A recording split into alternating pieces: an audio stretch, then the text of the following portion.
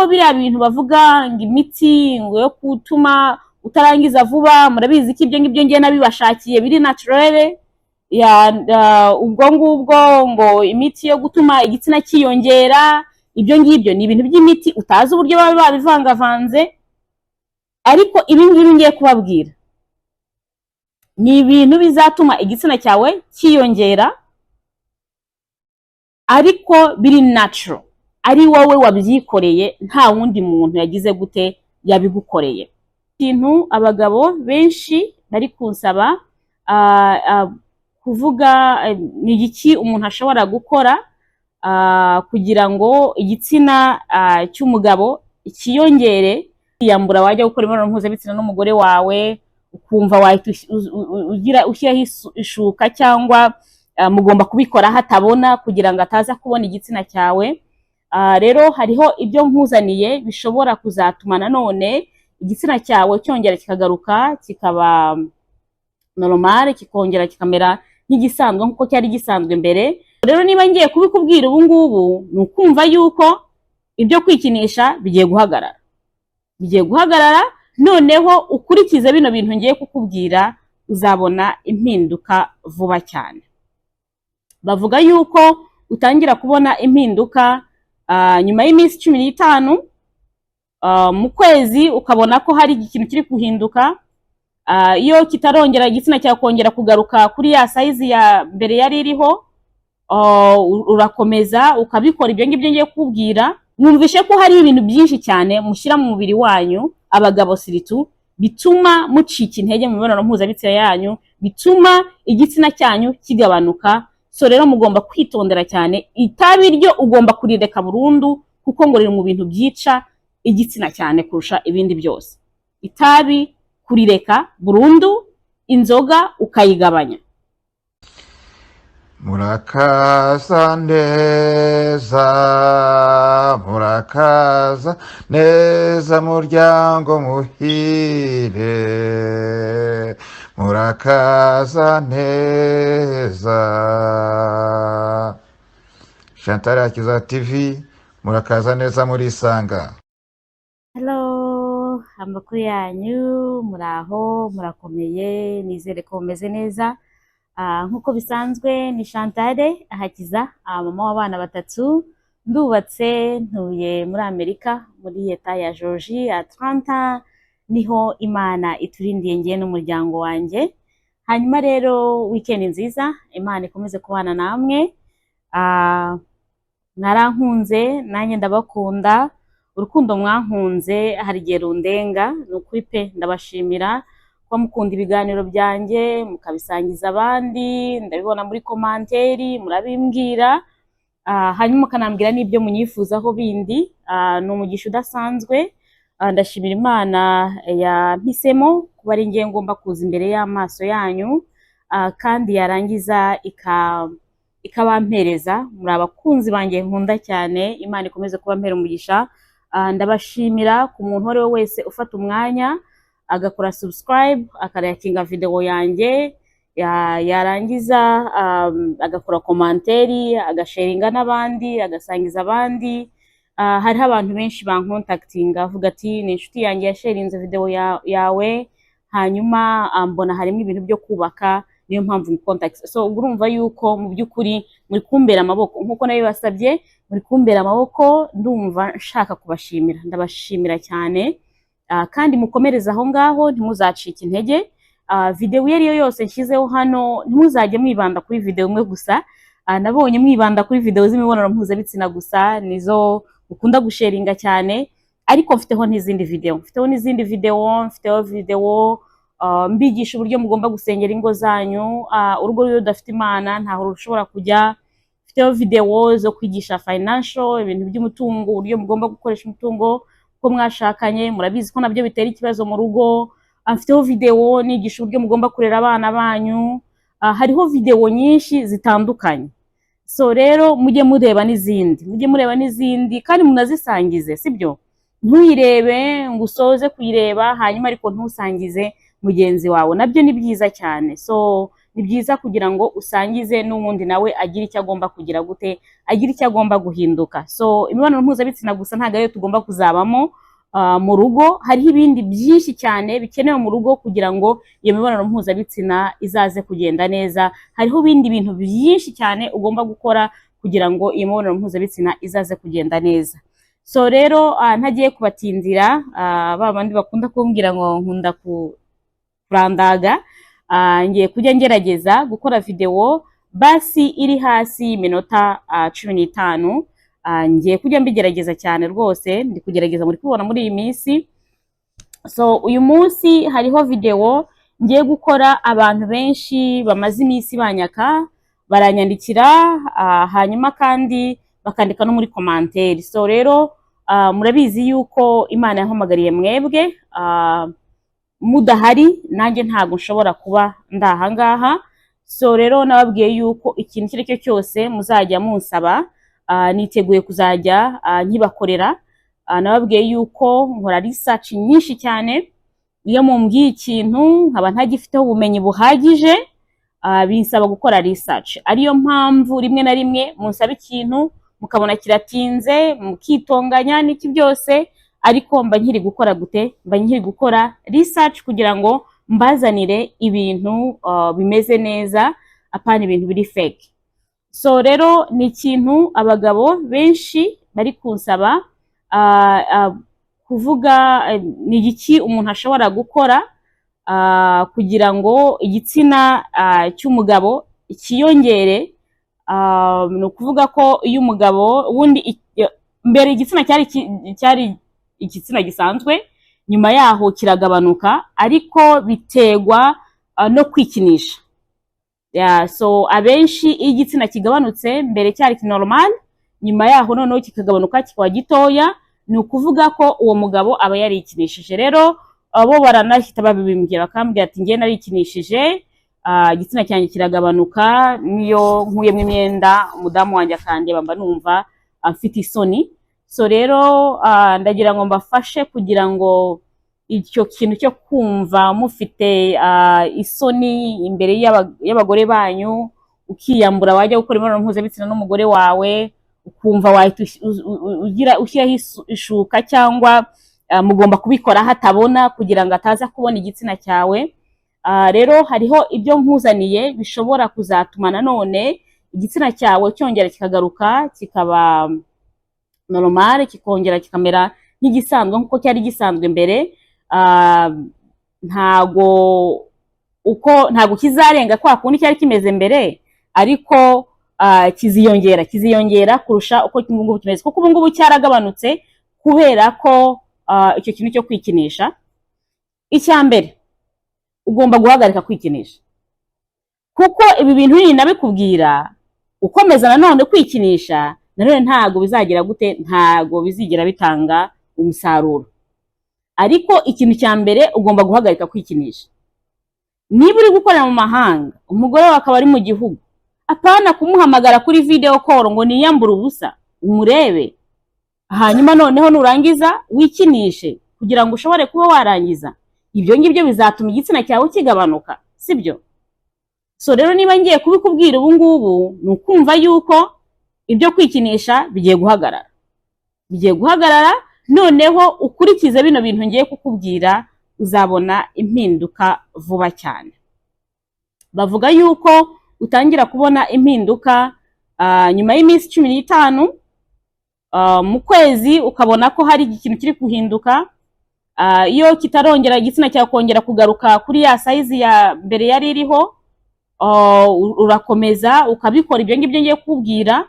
Hanyuma noneho bavuga ko udashobora kurenza amezi 6 kitarongera gusubira normal, kitarongera gusubira nk'uko cyari gisanzwe mbere. So urumva rero ko birakora, kandi n'abaganga batandukanye babikozeho, baranabigerageza ku bantu batandukanye, baragenda.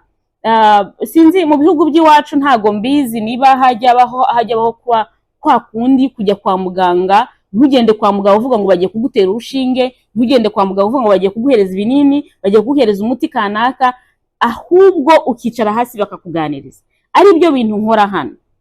ibintu byo kuganiriza umuntu nibwo abantu batabihereza agaciro, nibyo bintu bishobora kuba byakubaka umubiri, kuko ibyo nkubwiye ubikoze kandi ukabikora neza, ndagira nkubwire ngo umubiri wawe wakubakika, sibyo?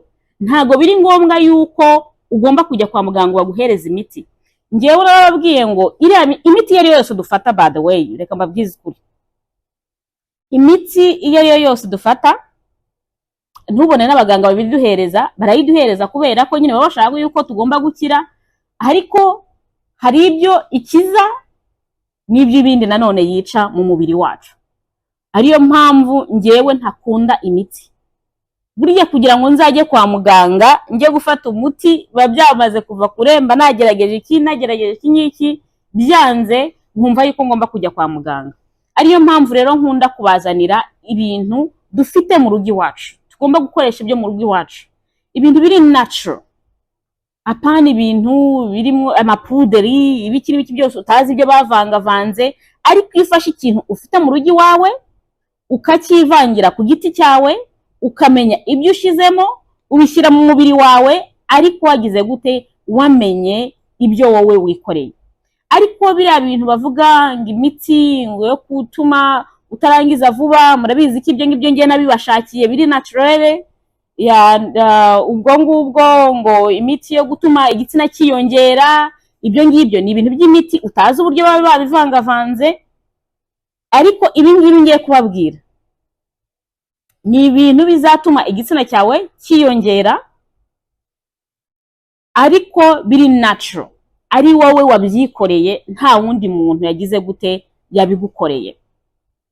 Hanyuma rero noneho ikintu cya mbere bavuga ni ukurya indyo yuzuye. Indyo yuzuye mwabibabwiye, urumva ko ni ibintu urya kugira ngo igitsina cyawe kiyongere, kubera ko kiba cyaragabanutse, kubera ko haba hariho kwa kundi kwirirwa ugikorakora, kwa kundi kugira gute n'ibiki byose. Icyo gihe noneho kikagenda gigira gute, gicika intege, ariko kigenda kiba gitoya, ukazageraho noneho ukaba usigaranye akantu gatoya cyane, ku buryo ntacyo ushobora kuba wamarira umugore wawe, sibyo? Indyo yuzuye batangira kuvuga muri ibi ngibi ugomba kurya imboga. Mu biryo urya buri munsi ujye ugerageza gushyiramo imboga kanaka. Urashobora gushyiramo ntuze spinach, ariyo ntuze spinach babe niki, spinach tuyivuga ngo iki mu Kinyarwanda? So I mean spinach, imboga za spinach, ndi kugira ngo nyishakishe mu Kinyarwanda. Ipinari ntabwo mbizi niba ari Kinyarwanda cyangwa ari urundi rurimi, I don't know, ariko nzi ko ipinari niko twayitaga. Ni imboga rwatsi, ariko ni imboga nziza cyane basugestinga ku bagabo, bishobora kuba byabongerera umusemburo n'igitsina, bigatuma igitsina gitangira gukura. Muri ibyo ngibyo bavuga ugomba kugira gukoresha. Hanyuma rero karoti, ibitunguru, kurya ibitunguru bibisi abavuga ko nabyo ari byiza. Agasalade, gukora akasalade, ukirinda gukoresha ziriya dressing zindi tugura mu isoko baba bamaze gukora, ahubwo ukikora dressing yawe mu rugo.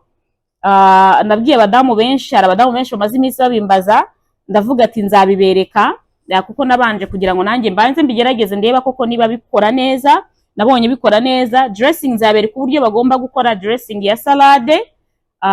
Gufata agasalade, salade no kuvuga ko iyo salade ugiye gufata aba ari ibitunguru, akaba ari salade isanzwe, hanyuma akaba wanavangamo n'izo celery ukazirya ari mbisi, byaba not celery pardon, izo spinach ndi kukubwira, ipinari ukazirya ari mbisi, nabyo ni byiza cyane, ariko nabwo kuziteka that's great. Ariko muri iyo salade urashobora gushyiramo na spinach, urashobora gushyiramo salade isanzwe, ntacyo bitwaye. Hanyuma ugashyiramo karoti nazo ni nziza cyane. Ibyo ngibyo ukabivanga, ugafata agasalade basi tuvuge rimwe mu cyumweru cyangwa kabiri mu cyumweru, nabyo biragufasha cyane ko bitangira kukubakira umubiri wawe. So muri ibyo bintu rero nabyo ni ibintu nabyo bituma igitsina gitangira nanone kikongera kigakura. So ubwo noneho bavuga ko imbuto ntugomba kubagirwa imbuto buri munsi, ugafata fruit imwe cyangwa fruit imwe basi tuvuge buri munsi. Niba uyu munsi wafashe wenda umuneke, ejo uzafata apple ariyo pomme. Niba uwundi munsi ushobore kuba wafata watermelon, ari kiriya gihaza cy'umutuku. Niba uwundi munsi wenda ushobore kuba wafata orange, ni ukuvuga ko umucungwe. Wenda undi munsi ushobore kuba wafata n'indi fruit kanaka, fruit zitandukanye, ni ukuvuga ko ibyamwa ari izo mbuto. So rero ibindi kintu bavuga, inyama jya ugerageza basi kurya inyama nka 3 mu cyumweru, niba udashobora kuba wazibona, ariko uzibonye buri munsi byaba byiza cyane kurusha nubwo wajya akantu gatoya cyane mu biryo byawe, ntacyo bitwaye. Ariko bavuga yuko inyama kandi inyama z'inka atari izindi ushobora kuhagira. Inyama z'inka nazo ziri mu bintu bituma igitsina gitangira gutuma byiyongera. Hanyuma hariho ikindi kintu bavuga, ubunyobwa mu Kirundi bambwiye ngo ni ibiyobe, I think ndubaza ariko babimbwiye, niba mbivuze nabi simbizi. Ubunyobwa ni ukuvuga ko ubunyobwa ukuntu burya, urashobora kubuhekenya ari bubisi, cyangwa ukabuteka mu mboga, ukabuteka urabona iriya fu y'ubunyobwa, ukayiteka ukayitogosa ku ruhande. Wamara nko guteka ibiryo, urashobora guteka ibiryo kanaka, wamara kubiteka hanyuma ugasukamo ubunyobwa, nabwo butuma byongera umusemburo w'umugabo, kandi bigashobora gutuma igitsina gitangira kigakura neza. Hanyuma noneho ikindi bavuga, gukora imyitozo ngororamubiri, ni ukuvuga ko gukora siporo, ukajya gukora siporo ku buryo ugomba kubira icyokere, bituma amaraso yongera gutembera mu mubiri neza. Impamvu kiriya gitsina kigenda kikagabanuka ni kubera ko amaraso y'igitsina ntago aba kigenda neza, ntago aba gitembera neza. Ariko intuzenye siporo ikituma, ni ukuvuga ko ingororamubiri urashobora kugira gutembera muri quartier wirukanka, urashobora kujya muri siporo bisanzwe hariya muri siporo bisanzwe utabishoboye, ariko ugakora siporo ituma ubira icyokere. Ibyo ngibyo birafasha cyane, bavuga ko nabyo ari byiza cyane. Ikindi kintu bavuga ugomba gukora, ugomba guhagarika kunywa itabi. Niba uri umuntu unywa itabi, ugomba guhagarika kunywa itabi. Ibyo mu bintu nabyo mu bintu bishobora gutuma igitsina cyawe kigabanuka. Okay? Guhagarika kunywa itabi, ukanagabanya n'inzoga. Ubishoboye inzoga basi ukajya unywa inzoga 1 mu cyumweru cyangwa 2 mu cyumweru, that's it. Cyangwa ntuyinywe at all. Ubishoboye no kuyivaho wanayivaho, kubera ko inzoga nayo iri mu bintu bituma igitsina kigabanuka. Mwumvishe ko hari ibintu byinshi cyane mushyira mu mubiri wanyu, abagabo siritu, bituma mucika intege mu mibonano mpuzabitsina yanyu, bituma igitsina cyanyu kigabanuka. So rero mugomba kwitondera cyane. Itabi ryo ugomba kurireka burundu, kuko ngo riri mu bintu byica igitsina cyane kurusha ibindi byose. Itabi kurireka burundu, inzoga ukayigabanya. So ubwo noneho ikindi ugomba kugira, niba ibyo bintu byose wabigerageze, basi ubihereze amezi 6 uri kubikora ibyo bintu nkubwiye byose. Nubona nta mpinduka, ubwo hazaba hari ikindi kibazo, uzaba ufite iyindi ndwara kanaka mu mubiri wawe.